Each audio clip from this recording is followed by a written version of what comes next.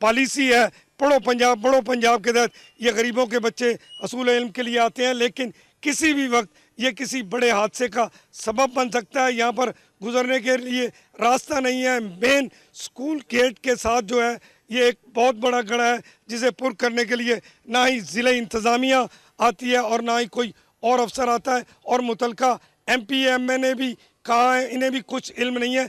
इस वक्त हमारे साथ यहाँ के मकीन मौजूद हैं, आइए हम इनसे बात करते हैं कि ये गड़ा कब से है और इसे पुर क्यों नहीं किया जा रहा। जी बताएं। बिस्मिल्लाहिर्रहमानिर्रहीम।